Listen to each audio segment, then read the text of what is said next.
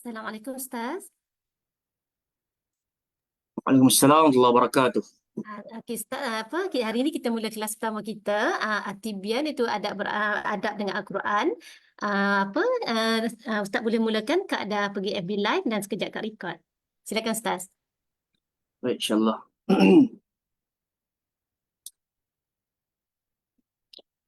A'udzu billahi minasyaitonir rajim. Bismillahirrahmanirrahim. Innal hamdalillah nahmaduhu wa nasta'inuhu wa nastaghfiruh wa natubu ilaih wa na'udzu billahi min shurur anfusina wa sayyiat a'malina. May yahdihillahu fala mudilla lahu wa may yudlil fala hadiya lahu. Asyhadu an la ilaha illallah wahdahu la syarika lahu wa asyhadu anna Muhammadan 'abduhu wa rasuluhu amma ba'd. Ya hayyu ya qayyum birahmatika astaghith aslih li sya'ni kullah wa la takilni ila nafsi tarfata 'ain la ilaha illa anta subhanaka inni kuntu minadh zalimin. Assalamualaikum warahmatullahi wabarakatuh. Alhamdulillah, alhamdulillah, kita bersyukur pada Allah Azza wa Jalla dengan limpah inayah, pertolongan dan hidayah yang Allah Subhanahu wa taala kurnia dan bekalkan buat kita di pagi hari penuh barakah ini untuk pertama kalinya dapat sama-sama kita saling bertemu di alam maya ini secara virtual, tak lain tak bukan atas satu tujuan, satu matlamat. Kita hendak mendekatkan diri kita kepada Allah Subhanahu wa taala dengan jalan yang dia redha, di antaranya adalah dengan jalan menuntut ilmu pengetahuan. Daripada Abi Darda radhiyallahu anhu katanya, sami'tu Rasulullah sallallahu alaihi wasallam yaqul, sesungguhnya aku pernah mendengar Nabi Muhammad sallallahu alaihi wasallam pernah bersabda, man salaka tariqa yaltamisu fihi ilma sahalallahu lahu tariqan ilal jannah, atau kama qala sallallahu alaihi wasallam. Barang siapa yang bersusah payah meniti sebuah jalan untuk dia dapatkan ilmu pengetahuan, pastilah Allah Subhanahu wa taala pula akan mempermudahkan baginya jalan untuk dia masuk ke dalam syurga Allah Subhanahu wa taala. Kita bermohon, kita berdoa, semoga usaha kita di pagi hari ini dalam kerangka kita nak menuntut ilmu pengetahuan, moga-moga Allah Ta'ala ridha dan Allah Ta'ala himpunkan kita beramai-ramai di dalam Jannatil Firdausil A'la. Amin ya rabbal alamin. Dan saya senantiasa optimis dengan doa Nabi kita Muhammad sallallahu alaihi wasallam yang pernah baginda bacakan, Allahumma barik li ummati fi bukuriha. Ya Allah, ya Tuhanku, berkatilah ke atas umatku di awal-awal pagi mereka. Moga-moga Allah Subhanahu Wa Taala hadiahkan kepada kita ridha, rahmat dan kasih sayangnya di dunia dan juga di akhirat. Amin ya rabbal alamin. Baik, jadi insya-Allah tanpa kita membuang waktu dan membuang masa, kita akan terus kepada pembacaan kitab At-Tibyan fi Adabi Hamalatil Quran yang dikarang oleh Al-Imam An-Nawawi rahmatullahi alaih. Jamaah yang dimulakan oleh Allah Subhanahu Wa Taala, maka sebelum kita pergi lebih panjang berkenaan dengan isi-isi yang terdapat di dalam kitab At-Tibyan, iaitu kitab yang membicarakan tentang adab dan akhlak pembaca dan juga penghafal Al-Quran Al-Karim, jom sama-sama kita kenali pengarangnya, penulisnya, di mana ramai di kalangan kita mungkin pernah mendengar lafaz tak kenal maka tak cinta. Jadi kita senantiasa berharap sebelum kita jatuh cinta lebih dalam lagi dalam isi kitab At-Tibyan ini, mari sama-sama kita berkenalan serba ringkas berkenaan dengan biografi Al-Imam An-Nawawi rahmatullahi alaih. Al-Imam An-Nawawi rahmatullahi alaih dipanggil sebagai Abu Zakaria Yahya bin Sharaf bin Hasan bin Husain An-Nawawi Ad-Dimashqi. Beliau lahir pada tahun 631 Hijrah pada bulan Muharram. Dan Al-Imam An-Nawawi rahmatullahi alaih terkenal sebagai orang yang Allah Ta'ala kurniakan kepadanya keberkatan umur dan juga keberkatan waktu. Disebutkan oleh Syekh Yasin Az-Zarkashi rahmatullahi alaih, ketika Al-Imam An-Nawawi berusia 10 tahun, kanak-kanak lagi, maka teman-teman Al-Imam An-Nawawi rahmatullahi alaih ajak dia untuk bermain. Mengajak dan menjemput dia untuk sama-sama bermain pada usia kanak-kanak, tapi Al-Imam An-Nawawi menangis, tidak mahu bermain bersama dengan mereka kerana begitu taksub ataupun kita kata begitu teruja nak menuntut ilmu pengetahuan. Jadi apa yang berlaku, Al-Imam An-Nawawi rahmatullahi alaih sampai menangis, tak mahu bermain. Maka berkata Syekh Yasin Az-Zarkashi, moga-moga anak ini tumbuh membesar dan menjadi anak yang zuhud dan berbakti untuk umat di dunia dan juga di akhirat. Kemudian Al-Imam An-Nawawi rahmatullahi alaih juga terkenal sebelum usia baligh telah pun menghafal Al-Quranul Karim. Jadi beliau tumbuh membesar di bawah didikan ayah beliau, iaitu Syaraf, yang mana telah pun mendidik beliau untuk menjadi anak yang berkualiti semenjak daripada usia muda lagi. Al-Imam An-Nawawi rahmatullahi alaih juga, jamaah yang dimuliakan Allah Subhanahu wa taala, tinggal di Nawa sampai usia 18 tahun. Kemudian pada tahun 649 Hijrah mula melalui rihlah perjalanan talibul ilm, menuntut ilmu ke Damsyik ataupun ke Dimash yang hari ini dipanggil sebagai Damaskus, ibu kota Syria.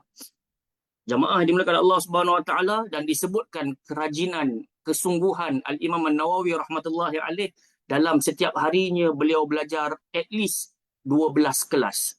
Daripada pagi membawa sampai ke malam hari ada sekitar 12 halaqah yang beliau join untuk mendapatkan ilmu, dan sepanjang 12 kelas itu beliau mengatakan, aku terus menerus mencatat pada hal yang kecil sampailah kepada hal yang besar.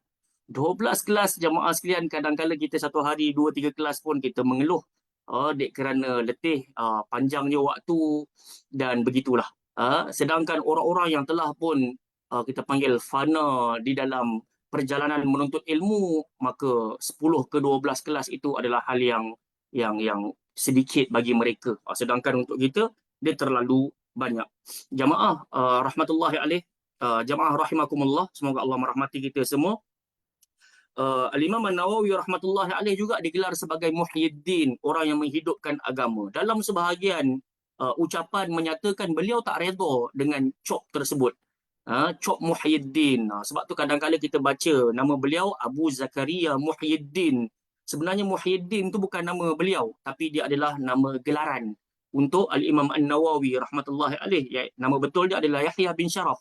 Jadi Muhyiddin tu sampai ada satu quote dikatakan oleh Al-Imam An-Nawawi sendiri, aku tak pernah redha dan aku tak memaafkan orang yang menggelarkan aku sebagai Muhyiddin, penghidup agama. Kerana agama ini dia hidup dengan pertolongan Allah Subhanahu wa taala, dengan jagaan Allah Subhanahu wa taala, bukan daripada sosok tubuh Al-Imam An-Nawawi rahmatullahi alaihi itu sendiri. Jamaah yang dimuliakan Allah Subhanahu wa taala, jadi Al-Imam An-Nawawi ini terlalu banyak peninggalan-peninggalan emas beliau, peninggalan-peninggalan berharga beliau. Di antaranya dalam bidang hadis, kita belajar kitab Riyadhus Salihin. Dalam ilmu hadis, di antara kitabnya Arba'in An-Nawawiyah. Dan dalam bidang fiqh, kita boleh jumpa karangan beliau Minhaj Talibin. Dalam bab adab, yang kita nak belajar pada hari ini, kitab At-Tibyan fi Adabi Hamalatil Quran. Dan begitulah seterusnya. Dan saya pendekkan cerita, Al-Imam An-Nawawi rahmatullahi alaih ini, dia wafat pada bulan Rajab, tahun yang ke-676 Hijrah. Jadi usia beliau sekitar 44 atau 45 tahun.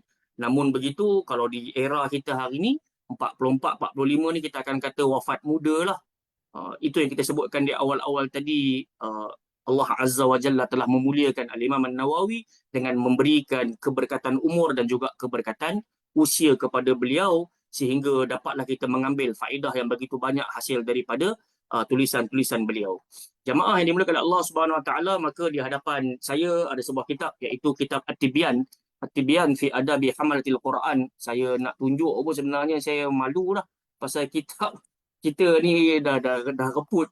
Dan saya teringat ketika saya menjadi imam di Ampang, maka Ustaz Yusof lah, Ustaz Yusof kita, PU Yusof kita lah yang menghadiahkan saya buku ini, dan dia minta untuk saya berkongsi lah dengan jamaah.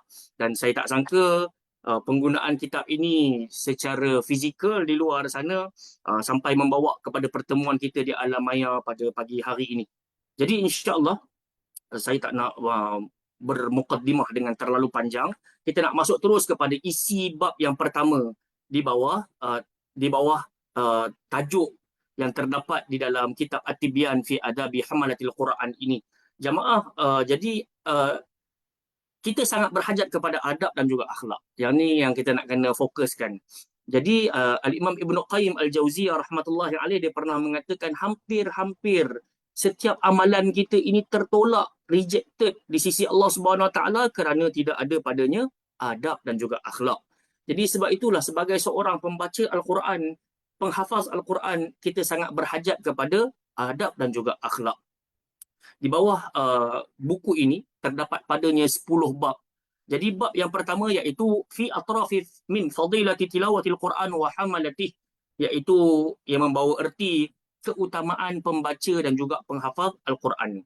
Jadi Al-Imam An-Nawawi di dalam tajuk yang pertama ini beliau mendatangkan motivasi kepada kita. Apa keutamaan, apa balasan, apa reward yang bakal kita dapatkan hasil daripada baca, hasil daripada menghafaz Al-Quran Al-Karim. Baik. Jadi saya terus kepada isi yang pertama. Al-Imam An-Nawawi rahmatullahi alaih, kalau kita baca kitab-kitab beliau, beliau pastinya akan mendatangkan dalil berserta dengan syarah, baik dalil Quran dan juga hadis Nabi sallallahu alaihi wasallam. Jadi memudahkan untuk kita lebih yakin kenapa aku nak kena berbuat begini, kenapa aku nak kena tinggalkan begini. Dan kerana ada sebahagian kitab-kitab oleh pengarang-pengarang selain daripada beliau, kebanyakannya hanya mendatangkan poin berserta dengan syarah sahaja. Tapi tidak, untuk Imam An-Nawawi rahmatullahi alaih, masya-Allah, dia mendatangkan untuk setiap bab tu ada dalil-dalil yang khusus agar kita rasa lebih lebih apa kita panggil terjamin, lebih selesa dan selamat nak beramal daripada kita ragu-ragu ataupun berada pada keadaan syakwa sangka. Jamaah dimuliakan Allah Subhanahu Wa Taala, Allah Taala berfirman, a'udzubillahi minasyaitonirrajim, Innal ladzina yatluna kitaballah wa aqamus salah wa anfaqu mimma razaqnahum sirran wa alaniyah yarjuna tijaratan lan tabur liwaffiyahum ujurahum wa yazidahum min fadli innahu ghafurun syakur. Jadi di dalam surah Fatir yang kita bacakan tadi, surah Fatir ayat 29 sampai ayat 30, saya boleh buat satu kesimpulan. Allah Subhanahu wa taala berfirman pada ayat 29 dan 30 ni, seolah-olah Allah nak bagi isyarat kepada kita apakah sifat-sifat orang yang senantiasa berniaga dan takkan pernah merugi. Atas muka bumi ni tak ada satu bisnes pun yang ada padanya jaminan. Kalau kau buat bisnes ni, confirm kau takkan pernah merugi. Tapi di sisi Allah Ta'ala pula, Allah Ta'ala jemput kepada kita, Allah Ta'ala ajak kita, jomlah berbisnes dengan aku. Kerana bisnes tersebut takkan pernah merugi. Kemudian Allah Ta'ala datangkan 3 sifat. Orang-orang yang berbisnes dengan Allah Subhanahu Wa Ta'ala dan bisnes tersebut Allah Ta'ala redha dan Allah Ta'ala janji dia takkan merugi. Jadi Allah Ta'ala berfirman, Innal ladzina yatluna kitaballah. Kumpulan yang pertama kata Allah Ta'ala, itulah dia orang-orang yang membacakan kitabullah. Orang-orang yang membacakan Al-Quranul Karim. Jadi mereka ni takkan pernah merugi.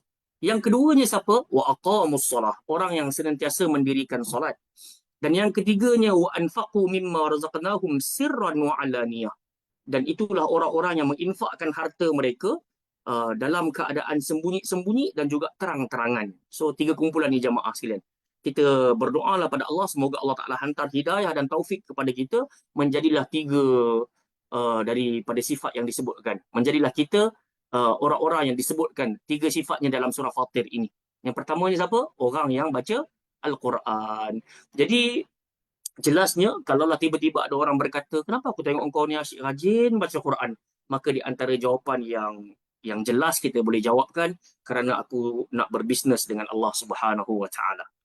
Aku nak berdagang dengan Allah Subhanahu Wa Taala, dan jaminan Allah Taala bagi mereka yang terus-menerus baca Quran, solat dan berinfak, mengeluarkan harta mereka di jalan Allah Subhanahu Wa Taala, mereka sedang mengharapkan satu perniagaan lan tabur, takkan pernah merugi.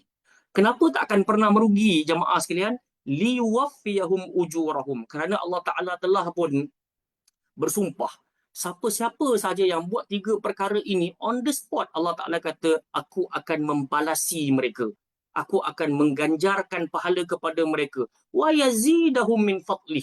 Tak cukup dengan itu, aku akan top up lagi kurniaan-kurniaan aku ke atas mereka. Innahu ghafurun syakur. Sesungguhnya Allah Subhanahu Wa Ta'ala Maha Pengampun, lagi sangat layak untuk disyukuri, ataupun Allah Ta'ala Maha mensyukuri. Jamaah yang dimuliakan Allah Subhanahu Wa Ta'ala, kalau kita pecahkan pembacaan Al-Quran, kita akan dapati di dalamnya terdapat terlalu banyak kebahagiaan. Antaranya misalnya Allah Ta'ala sebutkan dalam surah Ar-Ra'du, ala bizikrillah tatma'innul qulub. Ingatlah dengan jalan kau berzikir kepada Allah, jiwa kau pasti akan menjadi tenang. Kemudian semua di kalangan salafus soleh mengatakan zikir yang paling agung adalah membaca Al-Quran, kerana ada sebuah hadis yang Nabi sebutkan afdal zikri qiraatul Quran, seutama-utama zikir adalah membaca Al-Quran. Kemudian dalam solat, di dalam solat kita semua sedia maklum, Nabi SAW mengisyaratkan kepada kita, barang siapa yang mendatangi salat, maka dia telah pun memikul beban di atas bahunya. Saat dia melakukan rukuk, jatuh sebahagian dosanya. Saat dia melakukan sujud, jatuh habis keseluruhan dosa-dosanya. Dan inilah yang ditagih oleh makhluk. Kita sangat berhajat kepada pengampunan Allah Ta'ala, dan Allah Ta'ala jemput, jomlah datang salat, hayya ala salah, hayya ala falah. Dan yang ketiga, keluarkanlah infak. Bila Allah Azza wa Jalla minta kepada kita untuk keluarkan infak, maka Nabi pun mengatakan, mana qasat sadaqatun min mal, harta yang engkau keluarkan di jalan Allah ataupun dalam jalan sedekah takkan pernah berkurang. Bahkan kita boleh tengok pada muka surat 43 ataupun 44 sampailah muka surat 49 di dalam suratul Baqarah penghujung, maka Allah Ta'ala bercerita tentang duit, dan terlalu banyak motivasi tentang sedekah ni Allah Ta'ala minta kita berbuat. Wa antasaddaqu khairul lakum. Kalaulah engkau bagi sedekah, itu jauh lebih baik untuk dirimu. Baik, jamaah yang dimuliakan Allah Subhanahu wa Ta'ala, inilah dia keberuntungan yang pertama. Kalau kita tertanya-tanya, kenapa aku nak kena baca? Kenapa aku nak kena hafal Quran? Maka Allah Ta'ala sedang menjemput kita menjadi businessman dan businesswoman dunia dan akhirat. Sebab inilah dia perniagaan yang takkan pernah merugi. Baik, diriwayatkan daripada Uthman ibn Affan radhiyallahu anhu bahawasanya dia berkata, Rasulullah sallallahu alaihi wasallam pernah bersabda, khairukum man ta'allama al-Qur'ana wa 'allama, rawahul Bukhari. Saya yakin jamaah sidang penonton dah biasa dengar kepada lafaz ini, tapi ramai juga di kalangan kita terpedaya dengan apa kita panggil tipu daya dunia ini. Nabi SAW mengatakan khairukum, dalam ramai-ramai kalian. Kita kalau baca buku-buku hadis, kita akan dapati kebanyakan lafaz khairukum ni dia kita panggil rare, limited. Jarang Nabi nak sebut banyak kali. Maka antaranya Nabi sebut khairukum khairukum li ahlihi wa ana khairun li nafsi, li ahli. Sebaik-baik kalian adalah mereka yang terbaik terhadap family kalian, dan aku adalah orang yang terbaik terhadap ahli keluargaku. Begitu juga Nabi sebutkan macam yang kita bacakan tadi, khairukum khairukum khairukum man ta'allama al-Qur'ana wa 'allama. Dalam ramai-ramai kalian, manusia yang paling terbaik adalah mereka yang belajar Al-Quran dan juga mereka yang mengajarkan Al-Quranul Karim. Jadi dia rare. Khairun nas anfa'ahum linnas. Sebaik-baik manusia adalah mereka yang bermanfaat dan menyampaikan manfaat kepada manusia yang lain. Nampak tak jemaah sekalian? Jadi sebab itu juga bila saya melihat kepada hadis ini, maka seolah-olah dia ada kena mengena dengan satu hadis yang Nabi pernah sebutkan, ana mukathirun bikumul umam. Aku ini adalah orang yang paling berbahagia ketika kalian ramai anak, ketika kalian banyak zuriat, kalian ada anak pinak yang ramai. Kenapa? Kerana tuntutan untuk mengajar Al-Quran itu bukanlah patut digalas oleh jiran ataupun ustaz-ustaz, ustazah-ustazah yang tinggal di sebelah taman ataupun di tempat lain. Tapi sebenarnya keutamaan mengajar alif ba ta itu sepatutnya datang daripada ibu dan ayah itu sendiri. Jadi sebab itu Nabi menyatakan khairukum man ta'allama al-Quran wa 'allamah. Untuk menjadi manusia terbaik, dia bukan setakat datang dengar Al-Quran, bukan setakat dia mendendangkan Al-Quran tasmi' di hadapan cikgu-cikgu, ustazah-ustazah lantikan dan pilihan dia, akan tetapi jauh daripada itu Nabi ajarkan kepada kita, berazamlah saat engkau telah pun diberikan taufik nak belajar, berdoalah agar diberikan taufik untuk mengajarkan pula, maka engkau akan termasuk di kalangan khairukum man ta'allama al-Qur'ana wa 'allamah. Okey. Diriwayatkan daripada Aisyah radhiyallahu anha, dia berkata bahawasanya Rasulullah sallallahu alaihi wasallam bersabda, alladhi yaqra'ul Qur'an wa huwa mahirun fihi ma'as safaratil kiramil bararah, walladhi yaqra'ul Qur'an wa yatata'ta fihi wa huwa syaqqun alaihi lahu ajran. Saya yakin kita pun dah biasa dengar dah hadis ini, datang daripada ibunda Aisyah radhiyallahu anha yang pernah mengatakan, orang yang mahir membaca Al-Quran, maka Allah Ta'ala akan kumpulkan dia bersama dengan as-safaratil kiramil bararah, bersama para malaikat yang mulia. Wallazi yaqra'ul Quran wa yatata'ta' fih, dan orang yang membaca Al-Quran dalam keadaan yatata'ta'. Yatata'ta' ni maksud dia tersangkut-sangkut, tergagap-gagap. Wa huwa alaihi syaq. Lepas tu dia bila jumpa satu-satu perkataan, satu-satu ayat tu, dia rasa berat nak sebut, susah nak sebut. Maka Nabi kata lahu ajaran, untuk orang-orang begini dia akan mendapatkan dua pahala. Dua pahala. Jadi jemaah yang dimulakan oleh Allah Subhanahu Wa Taala, berbahagialah bagi mereka yang mahir membaca Al-Quran, dan janganlah terlalu berkecil hati bagi mereka yang baru nak mula membaca Al-Quran Al-Karim. Teruskan belajar, kerana kita pernah dengar ada ungkapan emas daripada pepatah Arab yang mengatakan utlubul ilma minal mahdi ilal lahdi. Tuntutlah ilmu sejak engkau berada dalam buai sampailah engkau masuk ke dalam liang lahat. Nak menunjukkan proses menuntut ilmu ni tidak ada tarikh tamat tempoh, kecuali nyawa sampai di kerongkongan. Begitu juga ketika kiamat telah pun berlaku. Walaupun usia kita hari ni dah 50-an, 60-an, 70-an, tetaplah belajar untuk menyebutkan huruf-huruf hijaiyah dengan baik, jemaah sekalian. Kita bukan berhajat kepada nak cepat khatam 30 juzuk, kemudian kita berbahagia dengan pulut kuning, telur rebus 30 biji, ayam golek dan seterusnya. Tapi kita sangat berhajat kepada satu surah yang kita dapat baca dan kita mengerti asbabun nuzul, faedah, tata cara nak memahami, tadabbur, dan dibukakan pintu amal. Itu yang ni saya lompat cerita. Ketika ditanya kepada Abdullah ibn Umar radhiyallahu anhu, kenapa hari ini ayah engkau, Sayyidina Umar, menjamu kami makan unta yang disembelih dan juga yang dimasak? Maka kata Abdullah ibn Umar, sesungguhnya ayah aku baru sahaja tamat pembacaan suratul Baqarah berserta dengan tadabbur dan kefahaman yang mendalam berkenaan dengan surah tersebut. Maka ayah aku pun berasa gembira dan dia pun menjamu kita semua makan. So nak bagi isyarat, nak jamu orang makan ni tak payah tunggu khatam 30 juzuk pun. Makna kata kalau kita baru habis juzuk amma ke, kalau kita habis baca surah yang pendek-pendek pun, maka ada anjuran saat kita rasa berbahagia, kita boleh jamu orang makan. Kenapa nak kena selalu belanja orang makan? Pasal Nabi kata tut'imut ta'am wa tafshus salam tuarratul jinan, atau kama qala sallallahu alaihi wasallam. Nabi kata rajin-rajinlah belanja orang makan, rajin-rajinlah bagi ucapan salam, nescaya kalian semua akan mewarisi syurga Allah Subhanahu wa taala. Jadi baca Quran ni dia boleh mengundang bahagia, dan di antara bentuk kebahagiaan insan ni, cara dia nak mengekspresikan, maka dia boleh menjamu orang lain makan. Jamaah yang dimuliakan Allah Ta'ala, kita patah balik kepada penceritaan kita tadi berkenaan dengan orang yang mahir membaca Al-Quran, maka dia akan bersama, Allah Ta'ala akan tempatkan dia bersama dengan para malaikat yang mulia. Saya ni mungkin di luar buku lah kot, kalau kita tengok dekat dalam nota-nota yang dibekalkan tu, mungkin tak ada cerita ni. Tapi pasal saya ni suka bercerita sikit kot, moga-moga tak jemu dengar lah. Baik jamaah sekalian, di zaman Nabi SAW ada seorang lelaki bernama Usaid bin Khudair radhiyallahu anhu. Kita mungkin pernah dengar nama ni, atau mungkin tak pernah dengar, atau mungkin pernah dengar tapi terlupa.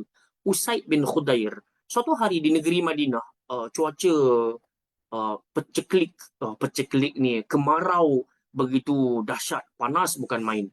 Sampailah di waktu malam hari, Usaid bin Khudair berada dalam posisi panas. Jadi dia pun ada seorang anak bernama Yahya, dan dia pun ada keinginan keras nak membaca Al-Quran. Apa yang berlaku jamaah sekalian? Maka dibawalah Yahya yang berada kat dalam rumah tadi ni untuk berada di luar rumah.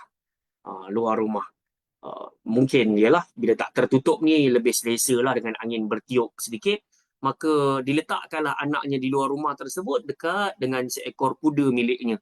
Apa yang berlaku? Usaid bin Khudair pun memulakan pembacaan. Yang kisah ni kita boleh jumpa dalam tafsir Al-Quran Al-Azim surah Al-Baqarah, tafsir Ibnu Kathir. Kita boleh jumpa dalam surah Al-Baqarah, tafsir awal surah Al-Baqarah. Jadi Usaid bin Khudair ni pun dia memulakan bacaan dia. A'udzubillahi minasyaitonirrajim. Bismillahirrahmanirrahim. Alif lam mim. Dzalikal kitabu la raiba fihi hudal lil muttaqin. Dan setiap kali dia mendendangkan Al-Quranul Karim, uh, kuda ataupun unta miliknya tadi yang di awalnya berada dalam posisi aman, tiba-tiba menjadi begitu kelang kabut dan meronta-ronta sifatnya. Jadi dia pun berhenti baca. Bila dia berhenti baca, kuda tadi pun nampak tenang kembali. Bila dia sambung lagi bacaan dia, kuda tadi pun mula meronta-ronta lagi. Jadi menyebabkan dia melihat kepada peliknya sifat unta tadi itu yang memandang ke arah langit, maka dia pun turut memandang ke arah langit. Bila dia memandang ke arah langit, dia nampak begitu banyak pelita-pelita yang indah menghiasi dada langit. Tapi kerana takut kuda tadi pijak Yahya anaknya, maka dia pun berhenti baca Al-Quran, dia pun ambil Yahya dan dia pun bawa masuk ke dalam rumah. Menjelang waktu subuh, dia pun solat di belakang Nabi SAW. Bila berada di belakang Nabi, solat bersama-sama, habis sahaja solat, terus Usaid bin Khudair ini bertemu dengan Nabi SAW dan bercerita apa yang dia dapatkan di malam hari tadi dari sudut kepelikan akhlak pula, sifat kuda tadi dan juga banyaknya pelita-pelita, lampu-lampu yang indah menghiasi langit.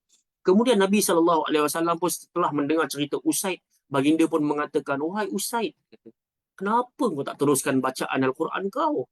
Kalaulah kau meneruskan bacaan Al-Quran kau, nescaya seluruh penduduk negeri Madinah akan dapat melihat bagaimana dekatnya malaikat turun dengan bumi. Malaikat turun mendekati bumi Allah Subhanahu Wa Taala, dan mereka akan dapat lihat kepada para malaikat yang begitu berkumpul nak mendengarkan kepada bacaan Al-Quran kau yang bagus." Nampak tak jemaah sekalian? Jadi ini di antara dalil dan bukti al-mahiru bil Quran ma'as safaratil kiramil bararah. Orang yang mahir membaca Al-Quran, maka Allah Ta'ala akan hantar malaikat-malaikat yang mulia untuk bergabung ataupun duduk-duduk dengan mereka. Jamaah yang dimuliakan Allah Subhanahu Wa Taala, jom kita pergi pula kepada hadis yang berikutnya di dalam bab yang pertama ini. Diriwayatkan daripada Abi Musa Al-Asy'ari radhiyallahu anhu, dia berkata bahawasanya Rasulullah sallallahu alaihi wasallam pernah bersabda, "Mathalul mu'minil ladzi yaqra'ul Qur'an mithlul utrujah. ريحها طيب وطعمها طيب ومثل المؤمن الذي لا يقرأ القرآن كمثل التمرة لا ريح لها وطعمها حلو ومثل المنافق الذي يقرأ القرآن كمثل الريحانة ريحها طيب وطعمها مر ومثل المنافق الذي لا يقرأ القرآن كمثل الحنظلة ليس لها ريح وطعمها مر." Hadis riwayat Bukhari dan juga Muslim. Jamaah yang dimulakan oleh Allah Subhanahu Wa Taala, makanya kita lihat dalam agama ini Allah Subhanahu Wa Taala hantar Nabi untuk dua misi. Satunya, inna arsalnaka bil haqqi basyiran wa nadhira. Sesungguhnya telah kami utuskan engkau, duhai Muhammad, untuk membawa kebenaran, dan kebenaran itu terkandung padanya dua perkara. Yang pertamanya menyampaikan berita gembira, dan yang keduanya adalah memberi peringatan dan juga ancaman. Jadi agama ni dia datang macam tu. Kita tak akan dengar cerita syurga sahaja. Kalau kita baca Quran, ada 3 kita akan dengar juga cerita azab neraka. Kita tak akan jumpa kisah baik aja. Dalam Quran Allah Ta'ala akan cerita kisah Fir'aun, kisah Haman dan seterusnya. Jadi begitulah Nabi SAW mendatangkan motivasi kepada kita dalam hadis Abu Musa Al-Asy'ari ini. Kita dapat lihat Nabi datangkan perumpamaan bagi orang mukmin dan juga orang munafik. Saya yakin kita semua sedia maklum dah siapa dia orang munafik. Orang munafik ini kata Nabi SAW, ayatul munafik salas. Dalam matan yang lain Nabi kata ayatul munafik arba'. Tanda-tanda orang munafik ada 3. Tanda-tanda orang munafik ada 4. So ada 3 Nabi sebut 3, ada 3 Nabi sebut 4. Idza haddatha kadzab. Idza haddatha fakadzaba. Kalau dia bercakap dia mesti bohong. Wa idza wa'ada akhlafa. Kalaulah dia berjanji, dia akan mungkir janji. Yang ketiga, wa idza tumina khana. Kalau dia dibekalkan amanah, dia akan khianat. Dan yang keempat, wa idza khasama fajar. Atau kama qala sallallahu alaihi wasallam. Yang keempatnya, kalau orang tu dia marah, dia meletup, dia fajar. Kan dia marah lah. Dia marah, dia akan meletup, mencarut, naik jari tengah, kerja nak bergaduh cepat. Ini ciri-ciri munafik. Jadi begitu jugalah dalam kita beragama ni, kita semua pakat-pakat mengaku I am Muslim. Aku adalah orang Muslim. Jadi Muslim itu sendiri dia terpecah kepada 2. maka dia akan menjadi sama ada dia seorang mukmin ataupun dia akan menjadi munafik. Jadi uh, nas'alullah ayyurzaqanal iman uh, fid dunya wal akhirah. Kita berdoa pada Allah semoga Allah Taala senantiasa mencampakkan ke dalam diri kita keimanan dunia dan juga di akhirat. Kita tak nak iman kita iman yang yuk, iman setengah-setengah, percaya setengah, buang setengah. Tak nak. Okey. Jadi dalam hadis Abu Sa'id Al-Khudri, Abu Musa Al-Asy'ari ini, Nabi mengatakan, "Matsalul mu'min alladhi yaqra'ul Qur'an." Perumpamaan bagi seorang mukmin yang membaca Al-Quran. Mithlul utrujah. Dia bagaikan buah sitrus, buah lemon. Kalau lemon ni dia masam pada rasanya juga. Mungkin buah oren lah, buah oren. Nabi kata perumpamaan orang beriman yang baca Quran, maka dia bagaikan buah oren. Kenapa? Rihuha tayyib wa ta'muha hulu. Baunya sedap dan rasanya manis. Nampak tak? Ini perumpamaan bagi seorang yang beriman, maka dia bagaikan buah oren. Bau sedap, makan pun manis. Maksudnya apa jamaah sekalian? Maksudnya dia bagaikan apa yang Sayyidina Ali radhiyallahu anhu sifatkan tentang Nabi dalam kitab Syama'ilul Muhammadiyah, ataupun yang disebutkan oleh Hindun ibn Abi Halah ketika ditanya oleh Al-Hasan bin Ali, ceritakanlah kepada aku tentang sifat Nabi SAW agar aku mengetahui dan aku boleh tiru. Jadi di antara ucapan mereka ada yang mengatakan man ra'ahu badihatan habahu wa man khalaqahu ahabbahu. Maksud dia apa? Barang siapa yang first time tengok Nabi SAW, maka dia akan nampak wibawa seorang pemimpin dan seorang Muslim sejati. Dan ketika mana mereka mula bergaul dengan Nabi SAW, confirm akan jatuh cinta dengan akhlak dan adab Nabi SAW. Jadi seorang mukmin pun sepatutnya macam tu. Nabi sifatkan dia ni kalau rajin baca Quran, dia macam buah oren. Maksudnya orang tengok daripada kejauhan, nampak asar seorang muslimah, nampak kesan seorang mukmin yang baik. Dan ketika mana mula bersembang, kita akan kata Allah lembutnya tutur bicaranya, Allah baiknya akhlak dia. Maka orang pun jatuh cinta dengan orang begini. Nampak tak jemaah sekalian? Ini perumpamaan yang Nabi letakkan tentang seorang mukmin yang rajin baca Quran, yang gemar membaca Al-Quran. Jadi kita baca Quran bukan nak bagi tahu kepada manusia yang aku rajin ataupun suara aku sedap. Tak. Tapi kita baca Quran kerana perintah Allah. Faqra'u ma tayassara minal Quran. Kalian bacalah apa yang mudah daripada Al-Quran. Kemudian Nabi mendatangkan terlalu banyak keistimewaan, kebahagiaan, janji manis berkenaan dengan orang yang berjihad dengan jiwanya, dengan tenaganya, dengan hartanya, tambah-tambah untuk mempelajari Al-Quranul Karim. Saat kita bergelumang dengan Al-Quran, tak mustahil dia menjemput cinta Allah, cinta para malaikat, penduduk langit dan penduduk bumi lah. Jadi orang-orang pun akan rasa selesa saat bergaul dengan kita. Ini yang kita nak kena belajar. Yang kedua, wa mathalul mu'min alladhi la yaqra'ul Qur'an kamathalit tamrah. Perumpamaan orang beriman tapi tak rajin baca Quran. Maka Nabi kata perumpamaannya bagaikan sebiji kurma ataupun bagaikan buah kurma. Kenapa? La rihalaha wa ta'muha hulu. Dia tak ada bau tapi rasa dia manis. Kalau kita tengok dekat-dekat Ramadan kan, pakat-pakat orang jual kurma kan. Ada yang jual anbar, ada jual ajwa, ada jual apa sofawi, ada macam-macam jenis lah kan.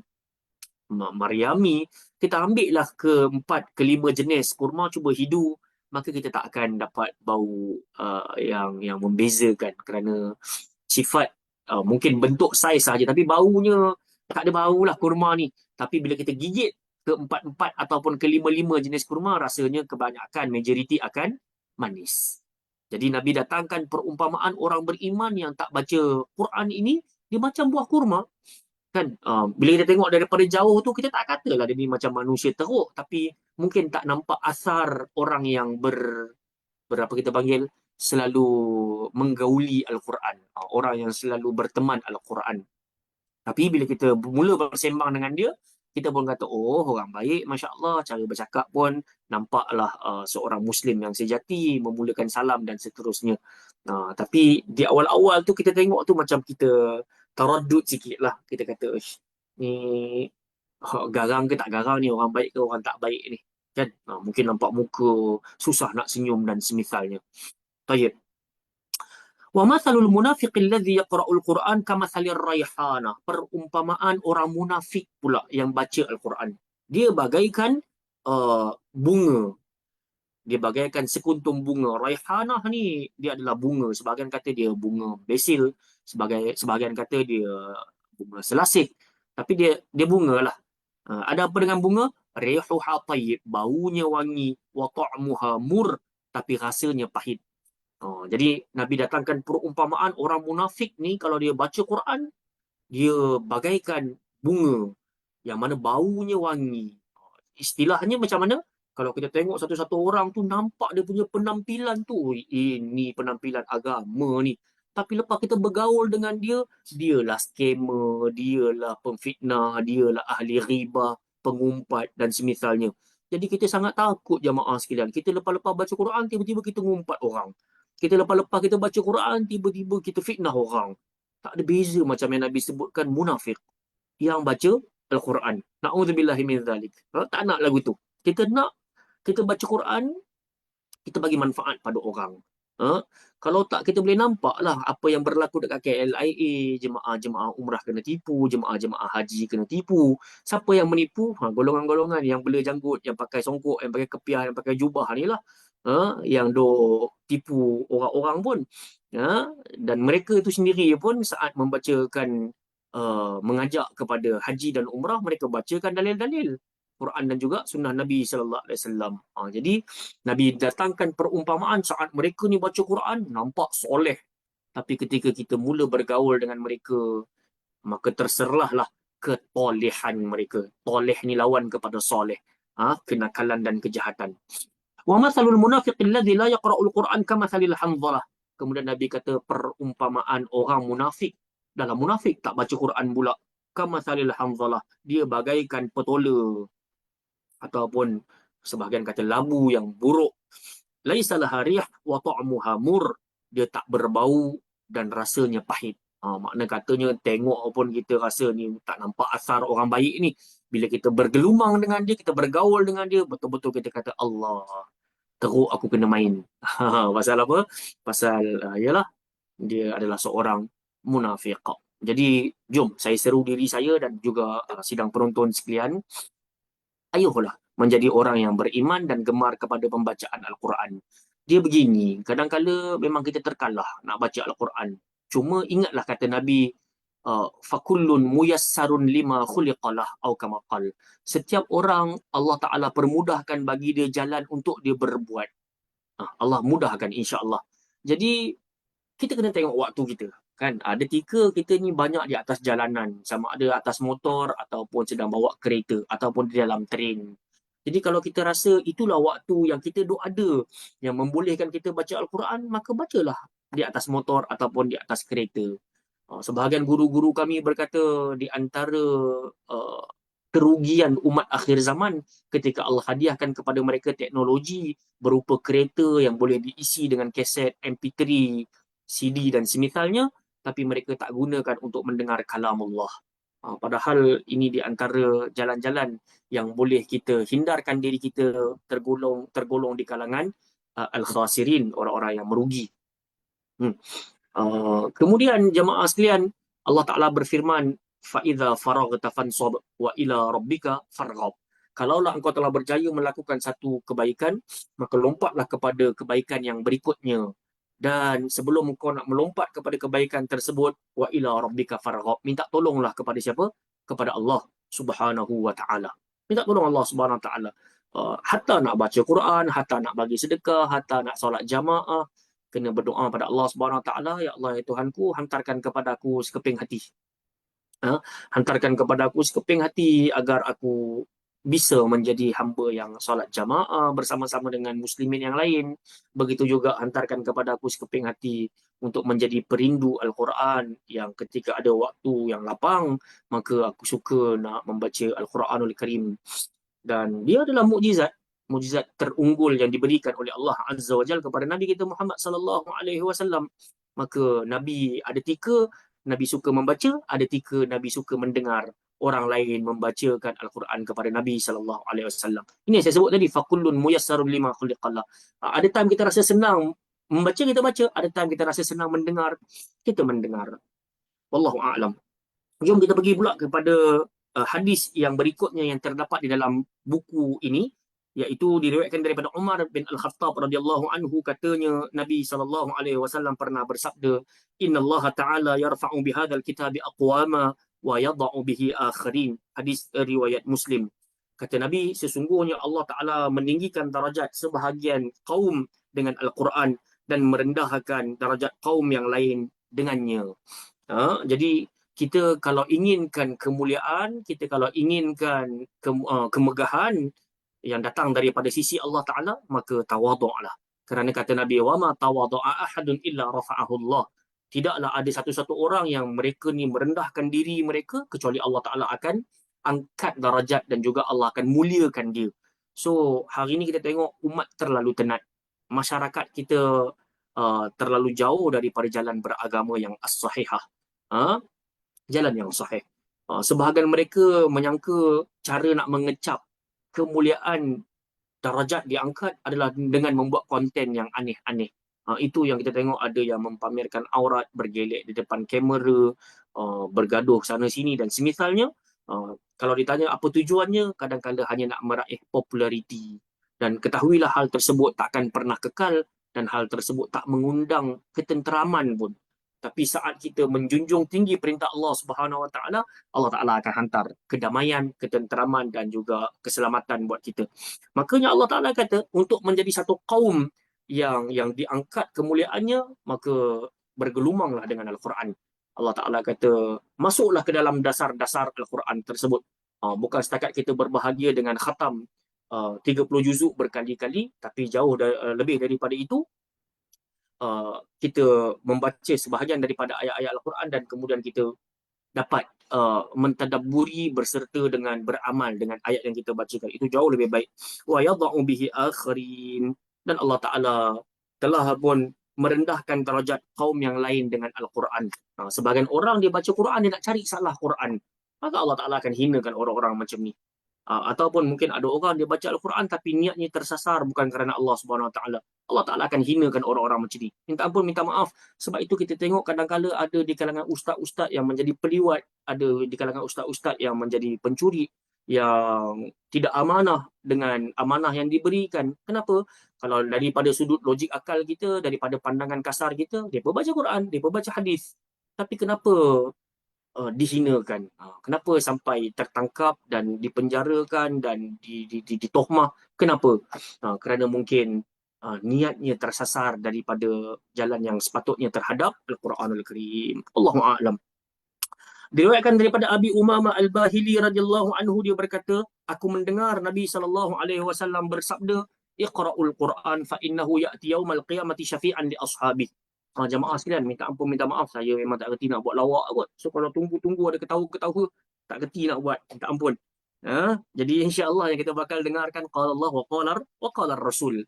Okey. Jadi Nabi sallallahu alaihi wasallam berpesan kepada kita, Iqra'ul Quran. Dekat sini ada wawul jamaah. Bila wawul jamaah, tak ada orang pun terlepas. Semua orang kena. Iqra'u. Hendaklah kalian semua. Daripada zaman Nabi sallallahu alaihi wasallam sampai kepada hari kiamat, setiap orang tak terlepas. Apa Nabi suruh buat? Bacalah. Bacalah apa? Al-Quran. Kan? Bacalah Al-Quran. Nabi suruh. Tapi hari ini kita boleh tengok, inna dunya hulwatun khadirah. Kata Nabi, dunia ini penuh kemanisan dan kehijauan. Ramai orang terkalah, dia lebih condong nak tengok. Dia lebih condong nak tengok handphone daripada tengok Al-Quran. Dia lebih condong nak tengok Netflix daripada Al-Quran, YouTube dengan lagu dan semisalnya daripada tengok Al-Quran. Padahal Nabi suruh baca Quran. Jemaah, saya suka ingatkan diri saya dan kita semualah. Baca Quran ni, saya lebih condong, bacalah dengan mata.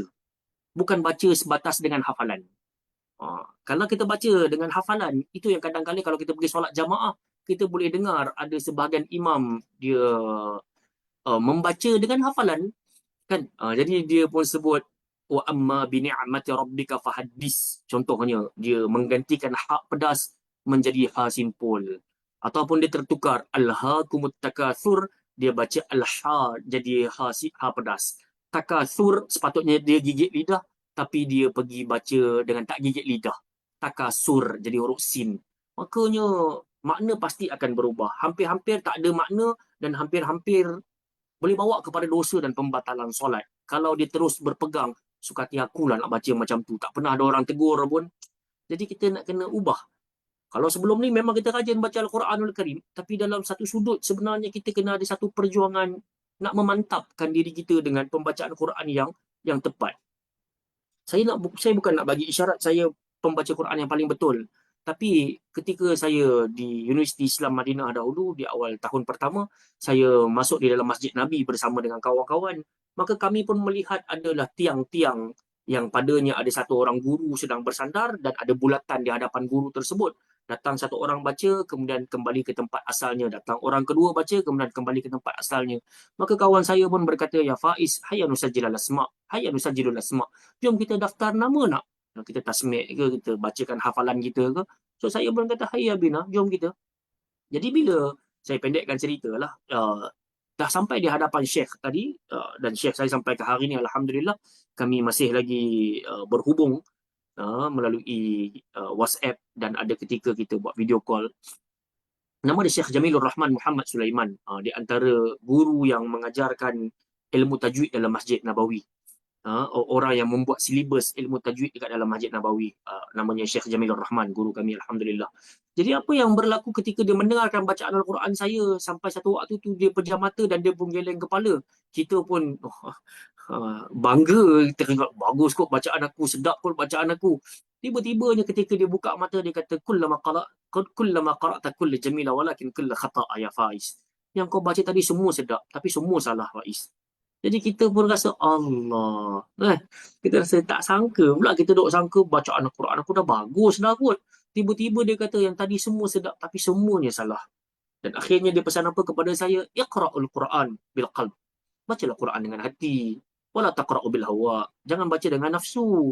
Kalau kau baca dengan nafsu, kau kerja nak cepat khatam aja. Kau kerja nak cepat habis. Jadi bacalah Quran dengan hatimu. Maksudnya kau akan sebut huruf itu satu persatu. Engkau akan baca kalimah itu satu persatu. Engkau akan baca ayat itu satu ayat, engkau berhenti, satu ayat engkau berhenti. Kalau jamaah sidang penonton belajar kitab Syama'ilul Muhammadiyah, kita akan jumpa bab maja'a fi sifat qiraatil Quran Rasulullah sallallahu alaihi wasallam. Bab yang membicarakan tentang sifat bacaan Quran Nabi. Ditanya kepada ibunda Aisyah, ditanya kepada ibunda Ummu Salamah radhiyallahu anha, maka antara ucapan mereka, kana qiraatu Rasulullah sallallahu alaihi wasallam maddan harfan ayatan. Nabi sallallahu alaihi wasallam kalau baca Quran panjang. Satu huruf kedengaran. Satu ayat Nabi berhenti. Nak bagi isyarat betapa Nabi baca Quran itu bukan sebatas sadaqallahul azim wa sadaqa rasuluhul karim wa nahnu ala dzalika minasyahidin. Dah lah sebut macam tu. Tak ada anjuran pun nak kena sebut macam tu. Kan? Jadi kita sangat berhajat. Saya puji sebahagian di kalangan yang menonton di dalam live kita sekarang ini. Ada yang bersama-sama dengan saya di kelas fizikal lah, Al-Quran. Dan di kalangan mereka, bukan semuanya berusia muda. Bahkan ada yang level almarhumah ibu saya, ataupun arwah ayah saya kan. So usianya tinggi, tapi Masya Allah mereka tak malu nak belajar. Jadi kita pun sama, kalau tidaklah dengan saya, tidak dengan Piyu Yusof, maka bertebaranlah atas muka bumi ini dan belajarlah untuk menyebut huruf-huruf Al-Quran dengan baik. Kerana saat kita menyebutkannya, kita sangat berhajat ayat-ayat tadi dia membekas di hati. Dia bukan hanya sebatas pada catatan status kita, Alhamdulillah dah khatam, buat majlis makan-makan. Dia bukan setakat itu jamaah sekalian. So patah balik kepada apa yang kita bahaskan tadi, Nabi sebut Iqra'ul Quran. Bacalah oleh kalian tentang Al-Quran. Fa innahu ya'ti yaumal qiyamati syafi'an li ashabih. Maka sesungguhnya Al-Quran itu akan benar-benar menjadi pemberi syafaat kepada orang yang berdamping dengannya. Okey, syafi' dekat sini dia ada dua makna. Satunya, maksud dia pemberi pertolongan. Itu dipanggil syafaat. Syafi' yang kedua maksud dia adalah penggenap. Kan kalau kita baca wal fajr wa layalin 'ashr wasyaf'i wal watr, wasyaf'i demi yang genap, wal watr demi yang ganjil. Okey? Jadi genap. Genap yang macam mana? Sebahagian guru kami mengatakan, kalaulah pada yaumul mizan, hari pertimbangan amal kita nanti, kalaulah kita punya pahala 48 markah, dosa kita 48 markah. Sudah jadi macam itu. Maka Quran akan datang menjadi yang ke-50 ni. Akan menjadi penggenap. Maka kita akan terselamat pada yaumul mizan. Nampak tak jemaah sekalian? Itu salah satu. Dan yang keduanya, dia akan menjadi pertolongan. Sebagaimana kata Nabi SAW, bila kita ni semua mati, kita masuk kat dalam kubur, maka akan datang seorang lelaki. Sama ada berwajah tampan ataupun dia berwajah bengis. Jadi yang berwajah tampan ataupun bengis ni, setiap jenazah akan berkata, Man anta, fa inni la a'rifuk. Siapa engkau? Aku tak pernah kenal pun siapa engkau. Maka kata lelaki tadi yang handsome, aku adalah Al-Quran dan aku akan menjadi pembela engkau. Ataupun lelaki bengis tadi akan berkata, akulah Al-Quran. Aku akan menjadi pendakwa engkau. Nampak tak jemaah sekalian? Jadi berpatah balik kepada hadis ini, Nabi kata, Iqra'ul Quran fa innahu ya'ti yaumal qiyamati syafi'an. Untuk siapa? Li ashabih. Untuk orang yang berdamping dengan dia. So kita faham, dia ada beza di antara sahabat dengan sadiq, dengan kawan. Ada beza tak? Mesti ada. Kan? Ataupun kenalan. Kalau tadi kita baru jumpa orang tu, kita akan kata, kau kenal ke dia? Oh tak, aku baru tadi berkenalan. So tak rapat. Kalau kawan pun macam tu juga. Mungkin satu kelas tapi duduk jauh-jauh. Tapi kalau kita panggil sahabat, ini dia senang susah ada dengan kita. Pukul 2 pagi tayar motor kita bocor, tayar kereta kita pancit, kita telefon satu call, pukul 2 pagi pun dia angkat dengan suara mengantuk dia. Dia kata, apa cerita? Kita pun kata, tayar aku dekat highway Sungai Besi, pancit. Jadi tiba-tiba suara dia yang mula-mula garau kerana baru bangun tidur menjadi sangat cergas. Kau tunggu aku datang sekarang. Itu dipanggil sahabat. Jadi Nabi SAW tak guna lafaz yang lain. Nabi kata Quran akan menjadi pendamping Quran akan menjadi pembawa syafaat kepada orang yang berdamping, orang yang berteman, orang yang bersahabat dengan dia. Jadi sebab tu jamaah sekalian, bacalah Quran waktu pagi, tengah hari, petang dan juga malam. Cuma baca tu jangan terlalu melampau-lampau ataupun jangan sampai tak baca langsung. Nabi ataupun Al-Quran sendiri mengajarkan kepada kita, fattaqullaha mastata'tum. Kalian bertakwalah kepada Allah ikut kadar kemampuan kalian. Ikut pada kadar kemampuan kalian. Jadi kita ni nak bertakwa pada Allah, nak baca Quran pun jangan sampai ada orang tu mungkin salah faham, dia baca tu sampai mata dah tak boleh buka, mengantuk sangat dah, bertukar-tukar baris, bertukar-tukar huruf. Jangan sampai tara tu. Islam tak pernah ajar macam tu. Sama jugalah kalau kita tengok bila Nabi masuk dalam Masjid Nabawi tu, Nabi nampak ada satu tiang, ada satu tali diikat pada tiang-tiang. Jadi Nabi kata, ini tali apa ni? Maka orang pun berkata, apa, hablu Zainab. Ini ada tali Zainab. Kenapa dengan tali ni? Kenapa dengan Zainab? Kata orang, kalau Zainab buat qiyamul lail, maka dia akan ikat tali tu pada tiang dan satu lagi tali di penghujung ikat pada pinggang dia. Jadi kalau dia tengah semayang, dia mengantuk tu, dia nak terjatuh, maka tali tu akan tarik dia lah. Jadi Nabi kata tanggalkan, buang tali ni. Bukan begitu sifat qiyamul lail. Bukan begitu sifat baca Quran ataupun solat malam. So kita pun macam tu jugalah jamaah sekalian. Okey. Saya kira ada waktu berbaki beberapa minit. Kita ambil satu lagi hadis dan kita akan sambung isinya pada pertemuan-pertemuan yang akan datang insya-Allah. Diriwayatkan daripada Abdullah ibn Umar radhiyallahu anhuma anin Nabi sallallahu alaihi wasallam qala la hasada illa fi ithnatain. Daripada Abdullah ibn Umar. Ibnu Umar ni anak kepada Sayyidina Umar lah radhiyallahu anhuma. Jadi Nabi sahabat-sahabat beliau pernah mengatakan kalau engkau ingin melihat manusia yang paling hampir akhlaknya, perbuatannya, ucapannya dengan Nabi, maka lihatlah kepada lihatlah kepada Abdullah ibn Umar. Jadi dia ni antara orang yang dipuji selaku manusia yang mirip, semua benda nak tiru Nabi buat. Jadi kalau kita belajar tentang Ibnu Umar, kita pun nak kena follow dia juga. Pasal dia antara orang yang follow apa yang Nabi buat. Jadi Nabi SAW pernah mengatakan, La hasada illa fitnatain. Tidak ada hasad dengki kecuali kepada dua orang. Tak boleh ada hasad. Hasad ni sifat mazmumah. Sifat apa kita panggil, sifat jelek lah. Sifat buruk. Bahkan Allah Ta'ala beberapa kali ajarkan kepada Nabi, Allah tegur kita semua, Allah kata, La yaghurrannaka taqallubul ladzina kafaru fil bilad mata'un qalil. Summa ma'wahum jahannam wa bi'sal mihad. Allah Ta'ala kata tak usahlah nak jealous sangat, nak cemburu sangat. Ha? Dan ayat yang lain Allah kata apa? Wala tamuddanna ainaika ila ma matta'na bih. Janganlah engkau mengecikkan mata engkau. Jealous tengok jiran-jiran tukar kereta baru ke, tukar langsir baru ke, tukar perabot. Tak salah. Tambah-tambah kita tahu pula jiran kita tak solat, jiran kita tak tutup aurat, non-Muslim pula. Kita pun jealous. Allah kata mata'un qalil. Nak jealous apa? Nikmat tu kecil sangat nak dibandingkan dengan nikmat akhirat. Akhirnya wa ma'wahum jahannam. Akhirnya mereka masuk ke dalam neraka jahannam wa bi'sal mihad. Itulah seburuk-buruk tempat kembali. Jamaah sekalian, adakah semua jealous tak boleh? Maka Nabi kata, cuma ada dua benda je boleh jealous. Dua benda je boleh cemburu. Rajulun atahu Allahul Quran fahuwa yaqumu bihi ana al-lail wa ana an-nahar.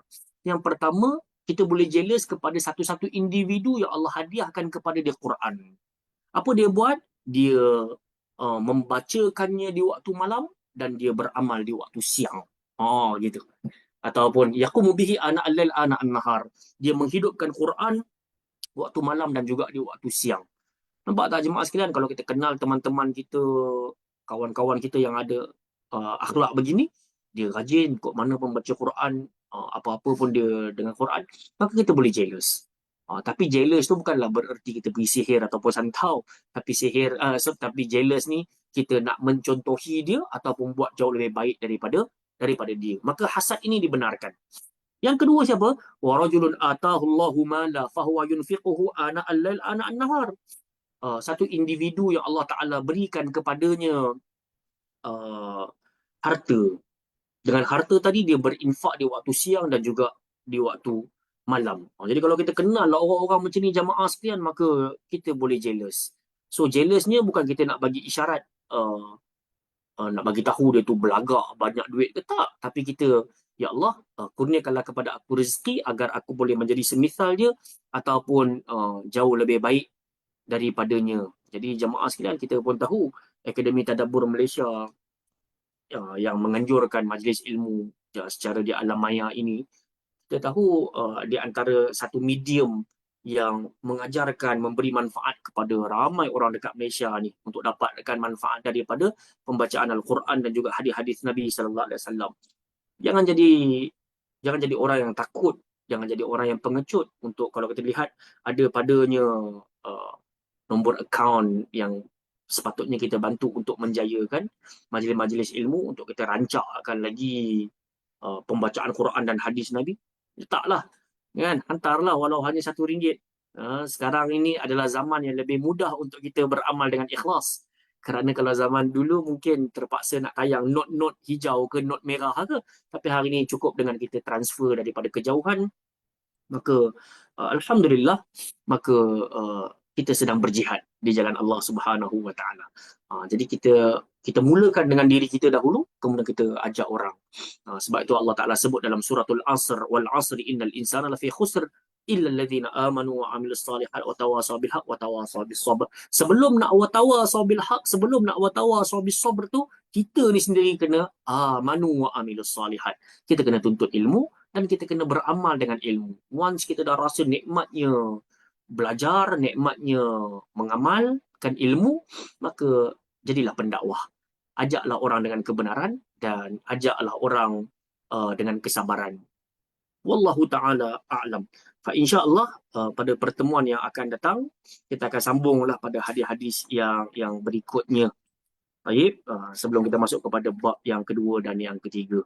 Ini kali pertama saya bersama-sama dengan jamaah sekalian di alam maya ini yang dijemput oleh Akademi Tadabbur Al-Quran ataupun Akademi Tadabbur Malaysia bawah pimpinan Ustaz Yusof sendiri, teman baik saya juga alhamdulillah daripada tahun 2015-2016 saya dengan Ustaz Yusof hafizahullah taala. Beliau seorang yang juhud, orang yang bersungguh-sungguh, ada padanya sifat syaja'ah, berani. Maka ini satu usaha yang baik daripada beliau dan juga mungkin ada orang-orang di belakang tabir yang membantu untuk menjayakan Akademi Tadabbur Malaysia ini. Semoga Allah Ta'ala ganjarkan kepada kalian kebaikan, keamanan dunia dan akhirat, dan tak lupa juga kepada sidang hadirin dan hadirat yang bersama-sama walau hanya berada di alam maya mungkin orang lain sedang berada pada kesibukan dengan urusan duniawi, tapi kita ambil sedikit daripada waktu kita sekitar 1 jam untuk kita belajar tentang agama Allah Subhanahu Wa Taala. Moga-moga Allah Taala himpunkan kita beramai-ramai dalam Jannatil Firdausil A'la. Allah Taala a'lam, amin ya rabbal alamin.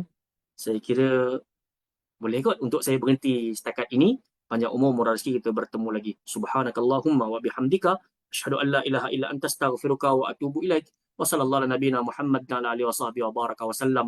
Walhamdulillahi rabbil alamin. Assalamualaikum warahmatullahi wabarakatuh. Sama-sama. Waalaikumsalam Wa jazak- warahmatullahi Terima kasih Jazakallah khairan, Ustaz. Ustaz. wa Terima jazitum kasih khairan. semua. Assalamualaikum. Warahmatullahi wabarakatuh. Terima kasih Ustaz. Jazakallah khairan. Sama-sama. Hayakumullah.